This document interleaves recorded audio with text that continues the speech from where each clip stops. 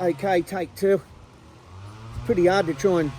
Nigel's dogs are playing up on us. Yeah, we're up at Nigel Pitches, and I've got the dog licking me up the inside of the leg of me bloody pants here, and all it wants us to do is throw a stick up and go and run around. But anyway, so we were talking about, you know, riding your push bike. Yeah. Riding your push bike to school. School, that's it.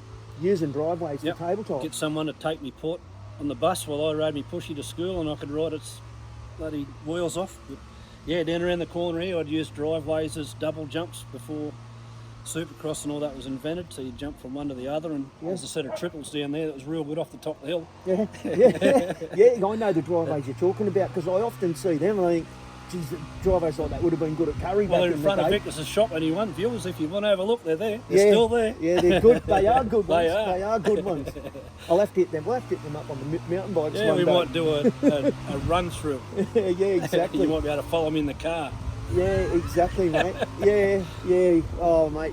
Yeah, back in the day, so many good memories, so many fond memories, and I remember, you know, Beetle, you've never changed over the years. You've never changed, and I remember, like, Mum always had a soft spot for Beetle, because she probably knew too a little bit of your journey as well, I suppose, because you used to go at the mini bike club, and I still remember the day. I still remember this clearly, mate. On that XR75, it didn't have a seat cover on it, and you had an hockey strap holding the seat on. And you used to ride the bus, you used to ride the wheels off it. You used to ride the wheels off it. That's it. Like I said, you couldn't even wheel it backwards because the sprocket was bent. The teeth were that knackered that you couldn't wheel it backwards because they kept hooking on the chain. But I'd go out and race it against YZ80s and things like that, and RM80s. Yeah. And just, ride the wheels off it. That's what it was all about. Ride the wheels off it. It's no different now. Exactly, mate. It's just, deal with what you got and make the best of it. That's it. I know we've got some photos from we had a trip to Queensland one time, and I think we all stayed at the Oxley Motel. I think it was. Yeah. What did you ride then? You would have been on a YZ80 then? That was a long time. That was one of my first race mountains. 1976. I've actually got the ribbons from the Oxley. I found them the other day. Yeah. My two cousins. That was one of the first big mountains I ever went to. Yeah. The YZ80C. Yeah. I remember that because there was. Was it Wheelers or something? Wheelers or it was Oxley? But yeah. Wheel Standers. That's it. It was Oxley. Yeah. I still remember we stayed at Oxley Motel. Yeah. Exactly. Yeah. There was there was Watto. There was yourself. There was probably Lloyd Hill. There was quite. So I didn't didn't really know any of you back then either. I was just a young. I knew you, but back then, I was. I didn't really know anyone. I just latched on to you because you was always happy and you was always laughing, and Mum loved you too. And I thought, Beetle's cool, and Beetle can ride a motorbike, you know. So that was one thing. And then when I remember, mate, that we'll go a little bit probably further and probably miss a couple of steps here, but I remember, mate, when you made the progression from the Husky to the Suzukis. But tell us a little bit about the Husqvarna, about your early days on the Husqvarna. Well, the Husky, I just was lucky. Mum saved some money up and bought me a Husky 125 CR for I think it was a Christmas present. You know, we didn't have much money, and she actually saved up and surprised me. Bought it off John Harris when Husqvarna importer was on Marrowbone Road, just over here. Yep. On Marrowbone Road. Yep. And and it all started taking the next level to a bigger bike from a mini bike. And then we had a bit of trouble with that. The backing plate kept playing up and the thing had run backwards, and I took it to Phil Lovett across the road from the fire station in town, and that's where my racing actually started to take off. Frank soon, he fixed the bike and we went to the mini bike club. Excuse me, and I turned up with a pair of shorts and I think thongs on, and went out and flogged the thing around, and then he sort of got Phil to come out at another time, and then I think I had a pair of jeans on the second time. Yeah. You better come and watch this kid. Yeah, and that's where that's where the connection with Husky and with Frank and Phil Lovett started. Yeah. Without them, I wouldn't be. I'd still be me, but I wouldn't have had a racing career. The doors open. It's funny how life gives you the opportunity. And the way it went. Yeah. So how old would you have been then? Crikey, I was probably about 17. I was a baker at Sylvester's. Yep. And it just sort of developed from there. We'd jump in the car, Frank would take me to places, and I think the first race I ever had was at Raymond Terrace, and we raced a 125, a 250 and a 360. Yeah. And we actually swapped the motor out of the 250 and put a 125 motor in it, so we could race each class. We only had 2 bikes, but we raced 3 classes, so we'd swap things around. And I made the finals of every race, and I said to him, Frank, we've got to go home, I'm going to crash my brains out. I think I've had enough. That was the first ever real race, big race, and big bikes and big tracks, and that's really just bit into me and got it going. Got it yeah. going. So, for the viewers, if you ever get to come up to the Hunter Valley where we live, directly just over the hill this way, you've got the Bimbadeen Ranges on a clear, beautiful day. It's a little bit cloudy up here at the moment. It's quite chilly sitting outside, but over this side, bike heaven. Like I ride out my back gate just here, and I can give you 140, 150 k's of single track, and not ride the same track, whether it's a push bike, a motorbike, or whatever. Yeah, and he's made most of the tracks out here. In case the parks and wildlife are watching, be careful. But yeah, no, it is. It's a great place to grow up and just ride a motorbike and be a kid. You go to the sand pits on a push bike, and watch everyone ripping around on motorbikes, on CRs and 250 motorsports and Makos and Bull Tarkos, and I grew up through all that. Just going out and ride the push bike. They'd pull up and I'd get on the pushy and go around and do the whoops and the damn walls and things like that, and wheel stands, and it's just a natural progression. Mate, so we've got some great outdoor tracks here, haven't we? There's a great motocross outdoor track right here over the back. 500 metres from my place. Then you've got the Sandies over the back here, which if you want to test your fitness, come and ride the Sandies. That's a good one. Go and ride that one. Ride the whoops on the railway line. Exactly. You want to try yourself out? Oh yeah, that's good. That's good. You can get yourself pretty untidy through there when things are starting to go wrong. But no, there's plenty of places to test yourself out on whatever you want to really do. It is a great place to grow up. Oh, it is. It's awesome. It is. I grew up. I tell everyone I was born in Maitland Hospital. I was forced to live for 19 years by my parents at Curry till I moved out. But really, I've probably been a smart ass when I say that, but Curry was a great place to live. But I've been in Cessnock now for 7 years, mate, and this is heaven here. I love it. It's good. This is awesome. An awesome place to live. Awesome place to bring up. Every place has got their own issues. There's no place is paradise. No. But we're going to go. Okay, so let's go to the Husky days and the early days, but then we go to Hungry Creek. Yeah, I still remember being there that day where you were turning I think it was a 250 Husky. Was it the 250? Yeah. And you were turning Husky, and you were turning that thing inside out. Yeah. Like that was. I think that was our freestyle. That was the early days of freestyle motocross. Was it? I used to do silly things like no handers, and I've actually got a few pictures I'll show you later on, where people used to call me a show off and everything else, which I've been all my bloody life and a shit stirrer. But you just ride a motorbike. That was just part of, peace sign. Stephen Gore pulling a peace sign. Mate, I seen that. I was doing it. Yeah. Sydney Supercross, Rex State, and I got out before back to Hungry Creek in a minute, but back to the Supercross at Sydney Showground. Yeah. I got out there and done a double peace sign before he'd ever got out there. I nailed it. But just shit like that. Yeah. But Hungry Creek was just a great place to go and ride. And again, Frank was a mechanic out there. Yeah. And we used to work on the quads and the Odysseys and stuff like that. We used to bugger more than what we used to fix, I think, through the week. Yeah. But also it was a great place to just be able to go and ride a motorbike and be yourself. And just to go onto a full-blown motocross track. And then we started to build supercross tracks, which were never invented. Like me and Gorley and that were building the bloody set of quads before we went to the supercross track. Just so you knew what to do. Just your practice. And I could still do a lap of the supercross track there inside and know how it went. You know what I mean? Because it was you've done so many laps out. Well, I rode the adventure bike through the other day. It looks nothing like it used to, but I still say to my missus, and she says, "I've heard it all before," but it just keeps coming back every time I go. There's the the open door track, this was the quad track, and this was the Odyssey track. The Three Willows. Yeah, the Pee-wee track, the Supercross track over here. You know, it's just, you never forget it. Yeah. It's just a great place, but it was a good place to just grow up and learn, and that was another part of the step of where we went, was to have Stephen Gawley, which, you know, I really looked up to, and to have him take me on board and take me out there and show me some stuff, even though I didn't do it the way he did it a lot of times, and I wouldn't get out of bed to go running 10 k's up the road like he wanted me to. We all did it in different ways, but we weren't up the same place. Exactly, mate. Yeah. I remember going to Hungry Creek Motocross School there, deliberately going down first thing in the morning with all my Gimme boots on, because I knew they were going for a run. KT26s, they were the go. They were the KT26 Dunlops, mate. They were go. Had to be Dunlop. Yeah. Had to be Dunlop. So he swore by them. Yeah, mate. Yeah. I'd turn up with a pair of thongs on.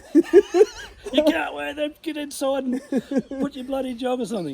Okay. Off we go. Yeah. Off we go. It's funny. So you went from the Hungry Creek, and you were picked up from the Hungry Creek days, weren't you? Yeah, because we were. From there to. Well, we actually had a squad. It was called the Coca-Cola squad back in the day, and there was me, I think Vaughan Styles, just for a few names, and Andy Caldecott.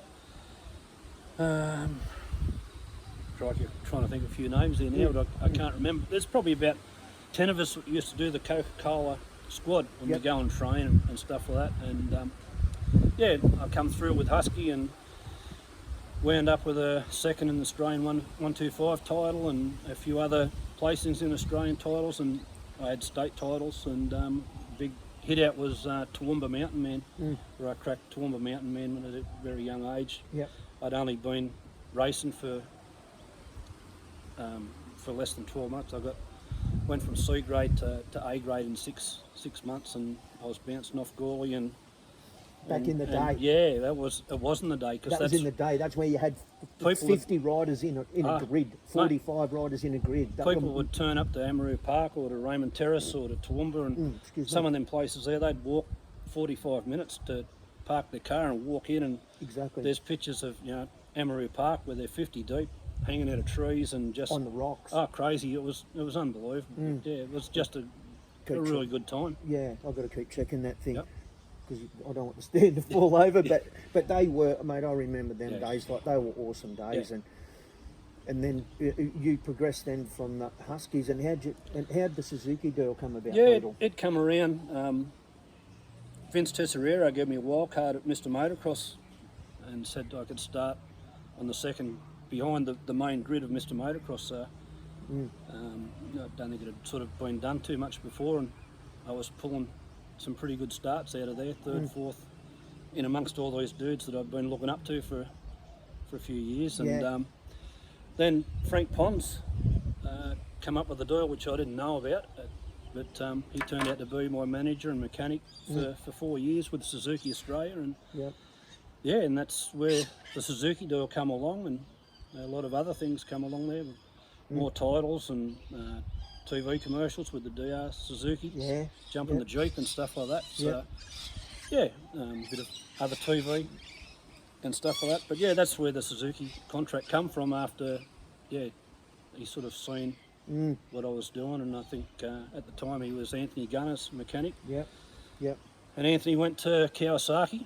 with Doyley, and I think Frank might have been looking for someone and spotted me and thought, well, we'll give him a go. But you've got to get a haircut before you sign the contract. I used to have long hair. Back in the day, it used to flow out the back. That's some more pictures that I've got to show you. But the old long hair. Yeah, mate, I remember the long hair. Yeah. I remember the long hair. I wouldn't get it cut for nothing, but I got it cut for a Suzuki contract, let me tell you. Yeah. Which was good. And that was, mate, that was back in the day. And to get that opportunity, particular with... Awesome. Like, that was awesome. Yeah, that was awesome. Yeah, from a kid, from a bellbird, riding around in the bush to within 12 months of cracking that sort of stuff and doing what I was doing was just awesome. I look back at it now and just think, you know, how good was that? You know, yeah. It didn't last long enough because of a broken leg, but you know, I broke it 3 times, but in the end it gave me the shits and I give it away. Yeah, but that. Mate, you went close to the Mr. Motocross title. I remember it was Amaroo Park, wasn't it? Yep. You were leading going into that round, or I could have Yeah, could have been there. Because of the double points. Yeah, as well on I it. broke. I actually think I broke 3 wheels. I'd never broke a wheel before, and I broke 3 wheels, and I think I won one and broke 3 wheels, and that was the end of it. And I was pretty well leading each one, but yeah, never happened before, and it's never happened again. But that's one of those things. Racing, isn't it? Yeah, part of racing. And in them days, like the Mr. Motocross days, mate, like we're all, like I said, in trees, on rocks, and we were going down to watch Beetle. Yeah, that's why we were going down there, well, watching Gawley and Gunter and Beetle, and mate, they were. Well, the good old days, there'd be half a dozen buses that'd leave from here to go and watch things, you know, with the Beetle Bailey fan club T-shirts, and you know, had a pretty good following and stuff like that. But no, it's just a different time to what it is now, but it was a great time. It was a great time. Yeah, it was a great time, and I know Beetle. It gave so many. It gave so many riders inspiration and motivation too to go on and do things that they also done. And mate, you've also been, you know, sharing your knowledge with some of the riders. Share some of the riders that you've shared some of your knowledge with, mate. Also over the years, like. Well, we did the schools at Hungry Creek with everyone that used to. There was hundreds of people out there. Yep. But also I used to do Lake Macquarie and also Broadford with Ray Vandenberg with schools. You know, just Craig Anderson, Chad Reed when he was on a peewee, used to teach them dudes. And I used to come out the back, Lukey George, he used to have a little bit of a tap him on the leg with a stick. He didn't know who I was, but I'd get out there and sort of point out a few things. And but other schools where we'd spend 5 or 6 days where we'd all camp and train and ride and live together, and that many names is ridiculous. I don't want to go whacking off names, but bloody there's a lot of people. A lot of people still remember it, which is good. You know, I see some things with some of the old motocross things that are brought up over the years, and in some of these forums that are brought up now, and sort of still gets mentioned about, I've done this, or people have got the certificate that I signed in the day. Exactly, and back in the day. How good's that? People still remember it 40 odd years later. Yeah, and mate, you know, it's not boasting, because this bloke's, he'd be one of the most humble blokes you'd ever come across in the whole racing game, with what he's achieved and what he's done and what he could have done, you know, had it not been for your broken leg. Yeah, I'd come out and we set an Australian wheel stand record on a TS 250 Suzuki with a half a day's practice. Canterbury Racecourse. You know, it was pretty high tech back then too, with the front wheel was spinning too fast. So Frank came up with an idea of putting a 75 watt headlight globe in the airbox to take a bit of power away from the line. Off a Honda Civic. We had a Honda Civic heater motor. With a cam chain and some sprockets. Pretty high tech. Just to keep the front wheel going. Yeah, so it was spinning too quick. So we thought, brainwave, put a headlight globe in, take some power away, slowed the wheel down. Put it in the airbox, no one knew about it. Oh, wow. Yeah. And rode 18.5 kilometres on the back wheel. Wow. Yeah. So that was the world record? It was Australian record at the time, Australian record. That 18 kilometres but on the back wheel. Yeah. Long with way the on bike. the back wheel. Yeah, it wasn't set up for nothing. It was just a standard 250X Suzuki, and jumped on it and rode it 18.5 k's in the back wheel. The only thing that was different was the front wheel was spinning. Yeah. That was it. Yeah. But and you can still pull wheelies too. I still pull a good wheelie, yeah, nothing like pulling the wheel stands. Yeah. So, mate, look, we talk about the love for riding a motorbike. Like it doesn't change, does it? No, it doesn't change. It doesn't change. 59, and I'm going riding tomorrow, which is good. Yeah. Should have went today, but had to do mummy things. Yeah. But no, it's just one of them things, Kazza, you know yourself. You know, I walked away from motorbikes for 20, I think it was 26 years. Yep. Walked away, had a family and done other things, and my wife knew nothing about what I'd done. And we went to Queensland and we raced the 40th anniversary of Toowoomba Mountain Man, and sort of it blew her away to have a touch of, it actually blew me away to go back 40 years later and then to see people still recognise. You know, it's a bloody good feeling to think that you've touched a lot of people and they still remember. Exactly, Beetle. And it's, And she knew, she did have no idea, did she? Not really, no. She knew I rode a motorbike, but nothing. Nothing to the level. No. Nothing to that kind of level, No. So that's, just that alone, that's... Because everyone knows Beetle. You know what I mean? No, I was around Cessnock. Sort of pretty well known. Yeah, no one knows Robert Bailey, they only know me as Beetle Bailey. Beetle Bailey. It's just good. And it's just a good family to be in, whether it's whether you're riding in the bush or you're out racing against legends, you know, you've done it yourself. Yeah. So, you know. Just love riding a motorbike. Yeah. So you got to, okay, so you did get away from the 26 years, you got your family and everything, and then you went and won the New South Wales Off-Road Championship. Yeah, I won 4 of them Yeah. in a row. Yeah. Yeah, I was riding, actually bought myself my young bloke was his birthday, Christmas, and I bought him an old XR100, so I had to step back into the Cessnock motorbike shop, and I was actually walking through there buying parts, and I kept looking at a 450 Honda when they first come out. Yeah. Glad I didn't buy one. I ended up buying a 525 KTM Yeah. one Monday morning after 3 dog watches. I come home and Michelle said, because I brought the pamphlet home and just sat on the table, and I kept looking at it. Yeah. And she said, "Do you want that motorbike?" And I said, "What are you talking about?" She said, "Well, do you want the motorbike?" I said, "What, this one?" "Yeah." Well, she said, "Well, get in the car."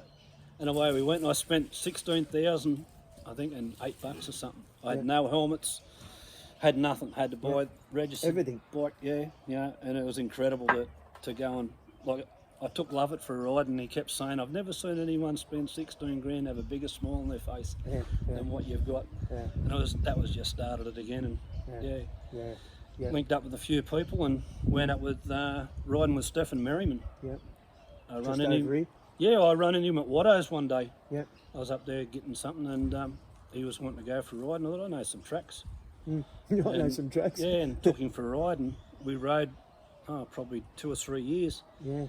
And that's when he sort of talked me into maybe doing a few enduros, and I rode the Dungog 300, I think it was. Yeah.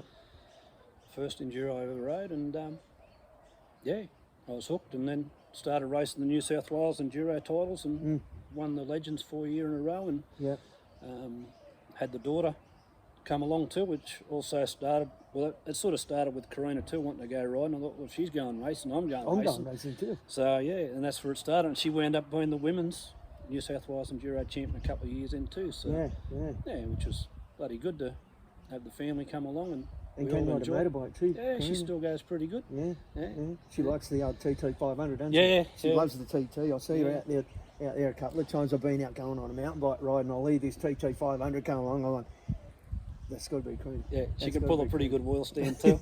Old man showed her how to do it. Yeah, she'll tell you otherwise, but yeah, I know. Yeah. But mate, it's it's been a good journey, and it has. Mate, what's a career highlight you reckon? Because you've had so many of them. How do you pinpoint one? Well, you know don't. what I mean? You don't really. You have flashbacks every now and again, like we're talking now, and then other things open up that you forgot about. But probably the biggest highlight for me in the day was probably winning Toowoomba Mountain Man to beat Stephen Gall and all them other dudes. And I went up there in my old 360 Husky, and it was raining. And they were on 465 Yamahas, and it was a bit wet and red clay, and they couldn't get the traction to the ground like I could, and I nailed every race. Yeah. And that was probably the biggest and best. I don't know. It was special. It was That's special. because back in, like I said, stacked. Oh, Stacked it was field. good. Queensland was full of excellent riders, and still is. But back then, to line up with 40 motorbikes on a grid, and everyone wants that first corner. Yeah. And And then you got and the legends and you're just all being on the grid. Yeah. You know what I mean? And it wasn't one. It was over 4 races. Yeah. I think it was four 8-lap races or 4 6-up races around Toowoomba. So you had to keep fronting up, come back, tidy yourself up, go again. And that one. Some of the Australian titles. Again, Toowoomba was a good track. Raymond Terrace, I love racing at Raymond Terrace. Emerua Park, Jillaby, they're all gone now. Yeah. But there's lots of good highlights. Some of the supercrosses were bloody good too. Oh yeah. You get out. I won a few of them, and I'd get out for fun and pull wheel stands around over the jumps like Democus, just on me race bike, just to. They'd say, go out and pull a couple of wheelies and entertain the crowd and do something silly. When nothing's going on, entertain them. But there's that many good highlights. But you really couldn't pinpoint.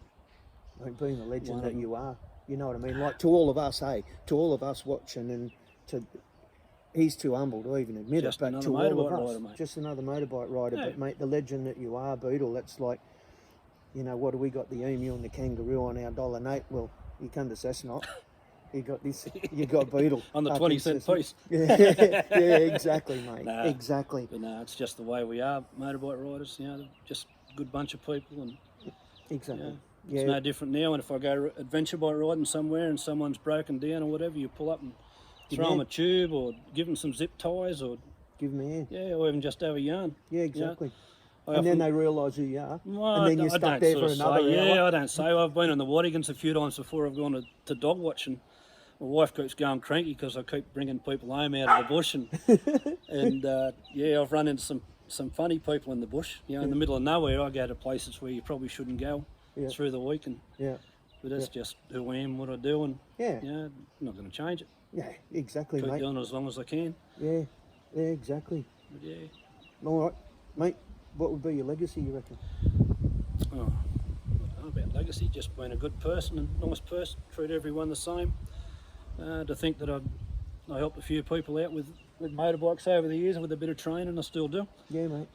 Still give people some pointers, and also to see my daughter win a state title when we were side by side. And, yeah, awesome. Which is good stuff. Yeah, exactly. Yeah, there's nothing. I think the legacy keeps going on. Still take Nigel for a ride. He's in his 60s and he took him for one ride. He went and bought a new bloody motorbike. Went and bought a motorbike. Went and bought a motorbike. He's totally enjoying it. So we're just bringing him through, and he's had a bit of a mishap on the pushy when we were out, but with his arm. But other than that, just to be able to take people for a ride. Whether it's funny. I look back at it when I was racing enduros, and I pulled up this kid sort of on this U-Butte bike and the 250 thing, and he's looking at me. He said, "What class are you in, mate?" I went, "Oh, I'm in the Legends." He said, "How old's that?" I said, 50s, and I was 45 to over. And I said, "What are you?" And he said, "Oh, I'm 18 to 21s. He said, "But you were in front of me." And I just hit the start button. I said, "Ain't that good?" And just rode away. He didn't, we all look the same with helmets on. Exactly, mate. And that's how I always say that. 18 to 21, he said, "Yeah." He said, "But you're in front of me." I said, "Yeah, well, that's good." And we're all the same age with the helmet on. That's it. Exactly. It's just good. It's good stuff. Yeah, exactly. Well, mate, thank you. Thank you for the privilege. Yeah. Mate, thanks to Beetle Bailey. It's great to catch up with him, and hope everyone's liked our time together. Yeah. Press that like button. Hours. Oh, mate, we could yak for hours, and mate, look, We haven't even scratched the surface. Oh no, not at all, mate. Yeah. Like we were just standing over here just a minute ago chatting for probably half an hour about life. We should have had it on journey. record. We should have had it on record, and pretty incognito, just chin wagging away. But just what we do. Yeah, mate, I've known this bloke for years. Pleasure to call him a friend. Yeah. And anyway, hit the like button, hit the share button. Thanks for watching on Fast. I hope you all like it. Yeah, no worries at all. Okay, thanks, Kazza. Thanks, Beetle. Thank you, mate. Cheers, mate. Thank you. Oh, I'll have to get a remote button, mate, eh?